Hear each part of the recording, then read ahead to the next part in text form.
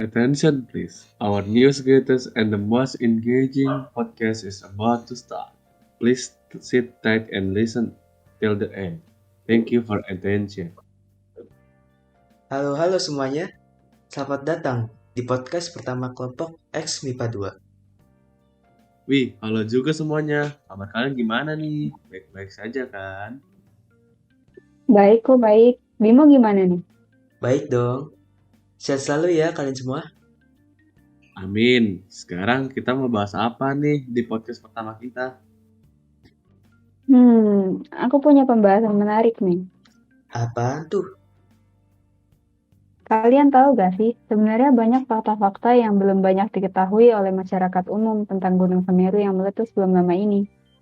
Wah, apa aja tuh? Sebelumnya nih, apa kalian tahu penyebab Gunung Semeru meletus? Aku tahu ada 3 alasan kenapa Gunung Semeru meletus. Yang pertama, karena volume di dapur magmanya sudah penuh. Yang kedua, karena ada longsoran di dapur magma yang disebabkan terjadinya pengkristalan magma. Dan yang terakhir, karena ada longsoran di atas dapur magma. Bener banget tuh, Bim. Nah, karena 3 penyebab itulah, Gunung Semeru erupsi dan akhirnya meletus. Akibat erupsi gunung itu, korban yang meninggal tercatat ada 48 orang, 18 orang luka berat, dan 12 orang luka ringan. Aduh, ternyata banyak sekali ya korbannya. Turut berduka cita bagi korban erupsi Gunung Semeru. Nah, pada saat kejadian itu, pemerintah juga ikut turun tangan. Kalian tahu tidak apa saja yang dilakukan pemerintah saat itu? Pasti intinya membantu warganya. Hahaha, bisa aja kamu Jo. Nggak hanya membantu warganya loh, pemerintah pusat juga membantu dalam melakukan perbaikan infrastruktur di daerah bencana. Selain itu, Presiden kita, Joko Widodo, juga memerintahkan Kepala BNPB untuk memastikan langkah-langkah tanggap darurat penanganan pada saat bencana.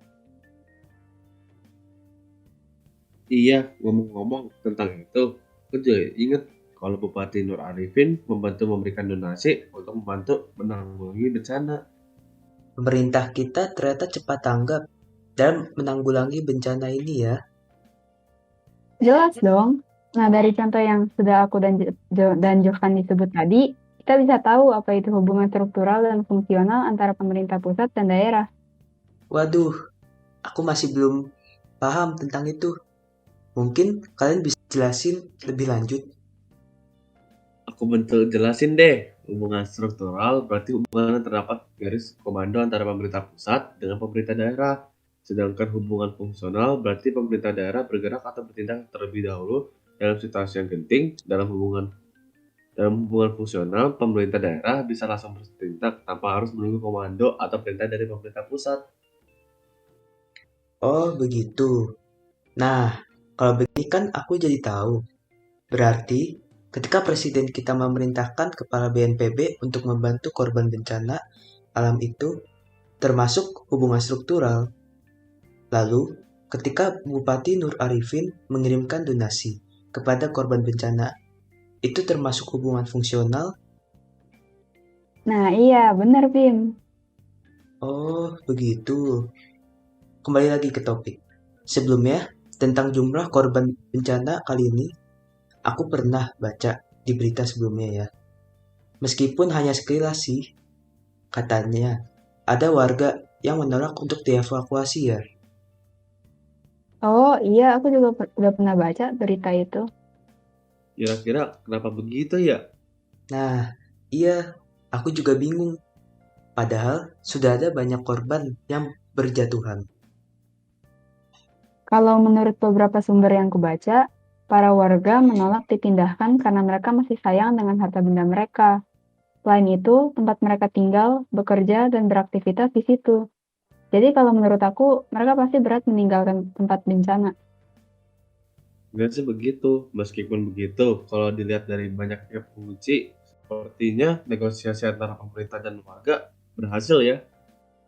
Aku juga berpikir begitu. Kalau tidak, akan jauh lebih banyak lagi korban yang berjatuhan. Negosiasi. Negosiasi itu apa sih? Aku tahu Mau aku bantu jelasin? Coba apa? Negosiasi itu artinya sebuah bentuk interaksi yang dilakukan untuk mencapai suatu kesepakatan. Oh, gitu. Seperti tawar-menawar ya? Iya, negosiasi juga bisa disebut proses tawar-menawar. Contohnya, proses tawar-menawar yang biasanya dilakukan oleh orang tuamu dengan penjual di pasar, termasuk ke dalam negosiasi.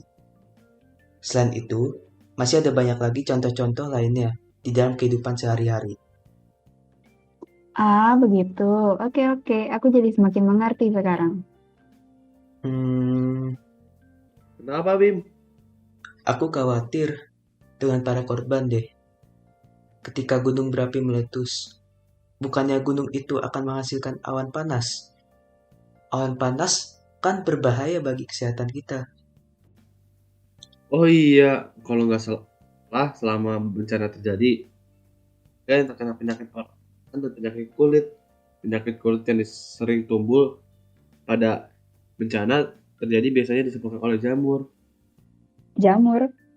Iya, tempat pengungsian kan panas. Para pengungsi akhirnya sering berkeringat. Karena itulah infeksi jamur dapat terjadi pada mereka. Kamu tahu kan kalau jamur mudah tumbuh di tempat yang lembab? Iya, iya, aku tahu. Rasanya pasti tidak nyaman ya. Tentu dong. Lebih lagi, infeksi ini sangat mudah ditularkan jika ada satu orang yang terkena infeksi jamur, lalu ia meminjamkan handuk atau pakaian kepada orang lain, besar kemungkinan orang itu terinfeksi juga. Waduh, gawat juga ya. Lalu, bagaimana cara pencegahannya? Cara pencegahannya ya, sama seperti kebanyakan penyakit lainnya, dengan menerapkan hidup yang bersih, kita bisa terinfeksi dari infeksi jamur. Nah, sekarang gantian, Jo. Kamu tahu gak kenapa banyak juga warga yang terserang penyakit pernapasan? Aku kurang tahu kalau itu. Penyakit pernapasan disebabkan oleh debu vulkanik yang dimuntahkan oleh Gunung Semeru ataupun yang terbawa oleh angin. Seperti yang kamu bilang sebelumnya, Bim, awan panas sangat berbahaya bagi kesehatan tubuh kita karena awan panas mengeluarkan debu vulkanik. Debu vulkanik ini dapat menyebabkan iritasi hidung dan pilek, iritasi dan sakit tenggorokan, atau bahkan penyakit pernapasan yang sangat berbahaya, seperti tanda-tanda bronkitis akut selama beberapa hari. Aduh, mengerikan sekali ya. Iya juga ya. Apalagi waktu itu aku pernah baca di berita kalau debu vulkanik yang disebabkan oleh serpian-serpian awan panas menjulang tinggi ke arah tenggara, setinggi 4 kilometer. Wah, tinggi sekali. Sebentar. Bagaimana cara kita bisa mengilu tingginya? Nah, kalau itu kita bisa menghitungnya dengan menggunakan trigonometri. Selain untuk menghitung tinggi awan panas, trigonometri juga bisa digunakan untuk menghitung tinggi tiang listrik loh. Oh, jadi trigonometri bisa kita gunakan untuk menghitung tinggi benda yang tidak bisa kita hitung dengan penggaris ataupun meteran ya? Iya benar. Meskipun terjadi bencana besar seperti ini, kita masih bisa mensyukuri beberapa hal. Tentunya kita bisa bersyukur karena tidak terlalu banyak korban jiwa yang jatuh pada bencana kali ini. Kita juga bisa belajar untuk selalu mengandalkan serta menghadirkan Tuhan di dalam kehidupan kita. Nah iya, aku juga setuju sama kamu. Benar tuh. Oh iya guys, mungkin sampai di sini saja podcast kita. Kita masih harus promosi di media sosial kan? Oh iya, benar juga. Oke, sampai jumpa semuanya. Bye-bye. Oke, bye-bye guys.